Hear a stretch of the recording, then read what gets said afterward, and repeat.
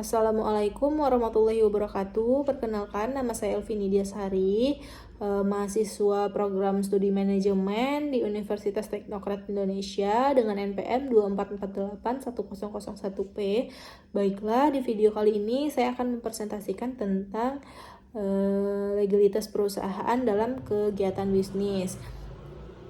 Nama perusahaan adalah jati diri yang dipakai oleh perusahaan untuk menjalankan kegiatan usahanya. Nama perusahaan ini sendiri melekat pada bentuk hukum perusahaan. Nah, fungsi nama perusahaan adalah membedakan perusahaan yang satu dengan perusahaan yang lain, terutama antara perusahaan sejenis. Dengan nama itu, suatu perusahaan dapat melakukan hubungan hukum dengan pihak lain dan memenuhi segala kewajiban hukum seperti memperoleh izin usaha, membayar pajak, membayar hutang, dan lain-lain. Di dalam undang-undang diatur larangan menggunakan merek terdaftar milik orang lain sebagai nama perusahaan. Kebebasan memilih dan memakai nama perusahaan disesuaikan dengan asas yang berlaku, yaitu selama tidak dilarang undang-undang, tidak bertentangan dengan ketertiban umum, dan tidak bertentangan dengan keasusilaan. Sedangkan di negara Belanda sudah ada undang-undang nama perusahaan yang menganut beberapa asas yang menjadi dasar dalam menentukan nama perusahaan, yaitu pembauran nama perusahaan dan nama pribadi, misalnya firma. Yang kedua itu pembauran bentuk hukum perusahaan dan nama pribadi. Yang ketiga itu adalah larangan memakai nama perusahaan orang lain. Yang keempat, larangan memakai merek orang lain. Dan yang kelima, pengakuan dan pengesahan. Nah, surat izin usaha perdagangan atau SIUP, pendaftaran ini wajib dilakukan dalam jangka waktu 3 bulan setelah perusahaan mulai menjalankan usahanya, yang dimana tercantum dalam pasal nomor 10 Undang-Undang nomor 3 1982 tentang wajib daftar perusahaan. Untuk melaksanakan ketentuan pasal tersebut, Memperindak telah menerbitkan surat keputusan nomor 408 MPP Cap 1097 tentang ketentuan dan tata cara pemberian TDUP dan SIUP. Pasal 6 ini menyatakan bahwa perusahaan yang wajib memperoleh SIUP adalah perusahaan yang melakukan kegiatan usaha perdagangan dengan nilai investasi perusahaan seluruhnya di atas 200 juta rupiah, tidak termasuk tanah dan bangunan tempat usaha. Surat izin usaha perdagangan ini sangat penting untuk para pelaku usaha, di mana merupakan surat izin yang dibuat oleh seseorang pengusaha, dalam hal ini pedagang, agar bisa menjalankan bisnisnya.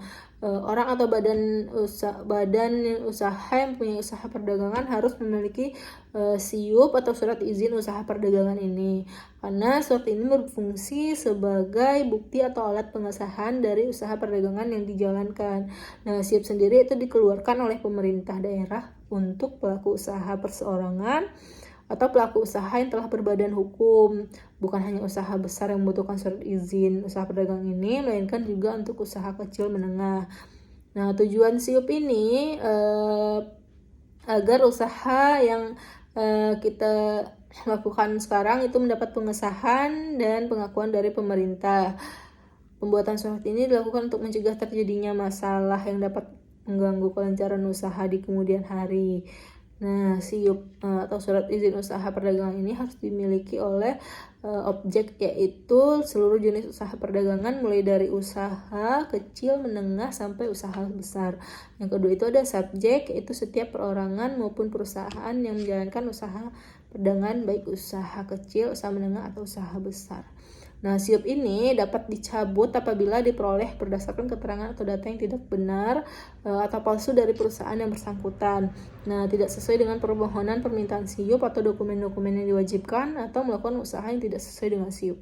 Nah, perusahaan yang bersangkutan tidak melakukan perbaikan setelah melampaui batas waktu pembekuan, atau perusahaan yang bersangkutan telah dijatuhi hukuman pelanggaran hak kekayaan intelektual atau pidana berdasarkan keputusan pengadilan yang telah berkekuatan hukum tetap. Nah, wajib daftar perusahaan ini telah diatur dalam Undang-Undang Nomor 3 Tahun 1982. yang dijelaskan sebagai berikut. Yang pertama itu ada daftar perusahaan sebagai suatu sumber informasi resmi mengenai identitas dan hal-hal tentang dunia usaha dan perusahaan sebagai dengan Undang-Undang Dasar 1945, pembangunan nasional, kegiatan bidang ekonomi nasional khususnya sudah semakin meningkat, maka undang-undang tentang wajib daftar perusahaan sudah dirasakan sangat perlu, sehingga perlindungan kepada perusahaan-perusahaan yang menjalankan usahanya secara jujur dan terbuka merupakan salah satu tujuan utama dari undang-undang tentang wajib daftar perusahaan. Pemerintah dapat memperoleh informasi secara seksama mengenai keadaan dan perkembangan yang sebenarnya tentang dunia usaha wilayah negara Republik Indonesia, yang sangat berguna untuk menyusun dan menetapkan kebijaksanaan dalam rangka memberikan bimbingan, pembinaan, dan pengawasan atas dunia usaha, serta dalam menciptakan iklim usaha yang sehat dan tertib.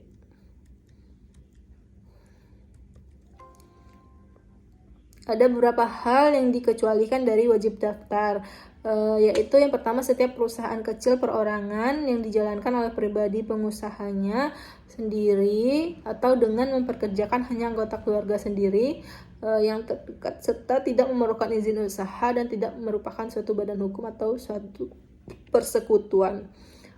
Yang kedua itu ada cara dan tempat serta waktu pendaftaran. Pendaftaran dilakukan dengan cara mengisi formulir pendaftaran yang ditetapkan oleh Menteri pada kantor tempat pendaftaran perusahaan.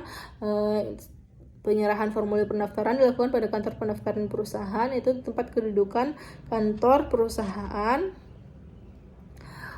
Di tempat kedudukan setiap kantor cabang, kantor pembantu perusahaan, atau kantor anak perusahaan.